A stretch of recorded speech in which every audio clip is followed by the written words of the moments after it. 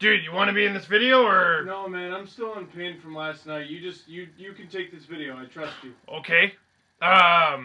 Welcome to Hat Guy Reaction. I'm Steve today. I know the Leafs lost, but did you see the John Scott vs. Colton Orr fight? I guess the old saying is true. The bigger they are, the harder they stink. John Scott, as big and hairy as he is, smells like the Old Spice guy compared to Patrick Kaleta. I miss Berkey already because Kaleta is a rat. Should come out with his own deodorant. Want to impress the ladies? I always use Kaleta Stank, the #1 deodorant of Sabres fans. The douche your man can smell like. I'm on a bench. Da-da-da-da-da, douchebag. I changed my mind. No, I was doing so well. And then, yes, please do. What a great goal. Dude. Crazy throwing waffles. Woo. Who are you? Optimus Prime.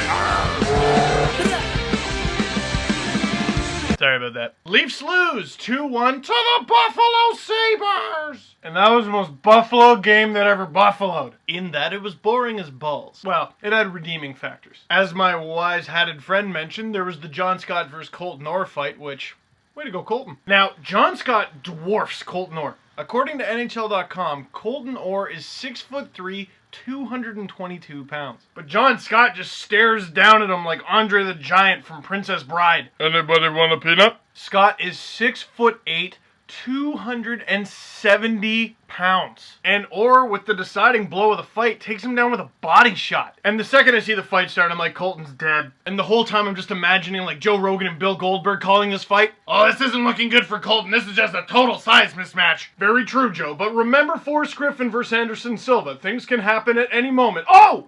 Rocked him with a body shot! And it is all over! Colton Orr, not dominating, but won the fight. And to further delay talking about the Leafs losing for as long as possible, here's the importance of something like that. Colton Orr, it didn't matter how poorly he played, how little he played, he was the sheriff. And at any given moment, and then Derek Engelland of the Pittsburgh Penguins dropped him. And even though Orr kept fighting after that, he kind of stopped being the sheriff. Kind of difficult to keep up with the rest of the league's top heavyweights when you have a brain injury. And after getting totally punked around all last season by a lot of teams throughout the NHL, especially the Boston Bruins, the Sabres went, we're going to get tough. We want our own sheriff. So they signed this guy, John Scott, 6'8", 270. Looks like the big monster from 300. Ah! But Colton Orr is King Leonidas. That's as Toronto! And word is, even though he's still not a sniper or a defensive specialist, Orr took this offseason really seriously, and he might be back. Now, rather than say this happened and this happened and this happened,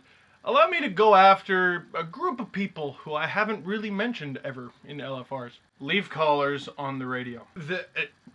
So, okay, the host just doing their job, welcomes them on. Hey, welcome to the show. What do you got for us tonight? Hey guys, what's going on? That's not what we asked you. Okay, what'd you think of the Leaf game tonight? And the guy goes, well, I was at the Leaf game tonight, and I'm actually like, oh, okay, he was at the game. Maybe he had a perspective that I couldn't possibly see on TV. Some great deep insight, something about chemistry, positioning. You know, after watching this game, all I can say is the Leafs really need a #1 goaltender.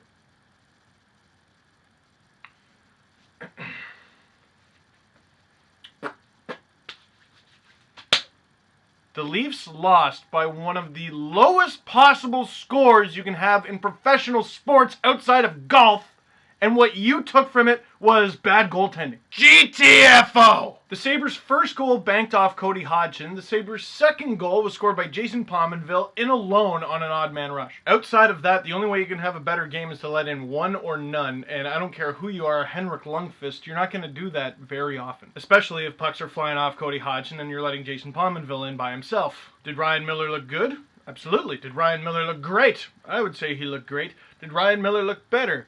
I would say that's true for, like, every goalie in the league outside of, like, 5 guys. And yes, it'd be nice to see a guy like Luongo, say, in a Leafs uniform, but Scrivens has only allowed 3 goals in 2 games so far, and as a Leafs fan who's actually been watching for several years, I take that. Now, the real reason to me that the Leafs lost was their power play stunk. Tons of chances to finish it off. They had several 5-on-3 opportunities, just couldn't bury it. And yet, the power play might be the best part of the Leafs right now. Both goals the Leafs scored in the win against the Canadiens, power play goals. The only goal they scored against Buffalo, power play goal. Which I guess brings me to the question of the game, which I asked myself, and it looks something like this. Not sure if sloppy from the lockout or just the Leafs. And not to randomly pull the CBC card, but when I work there and cut highlights, I get to watch a lot of games at the same time.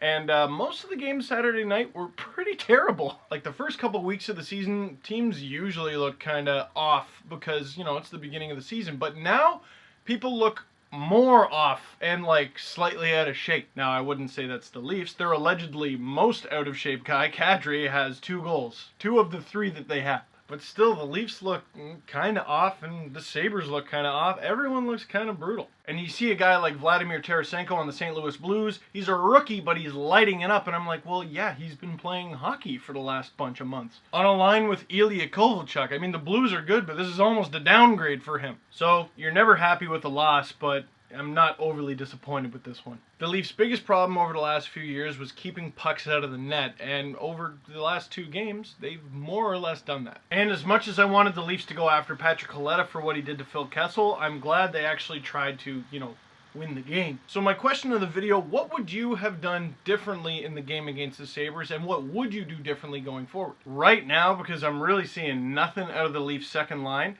I think I swapped Grabovski for Bozak. So you got a top line of Lupul, Grabovski, Kessel, and then a second line of Kuhlman, Bozak, MacArthur, which to me is basically the third line now because the Van Riemsdyk, Kadri, Komarov line. It's been looking good. On the other hand, something Grabovski has talked about in the past is the team has changed so much and players are coming and going that they don't have time to adjust to each other. So I don't know, screw it. Maybe just leave this team together the way it is for now. So thank you all for watching this video. Thank you for watching the last video. All the welcome backs. I love you very much too. Up next, a little group of no-names called the Pittsburgh Penguins. Ugh.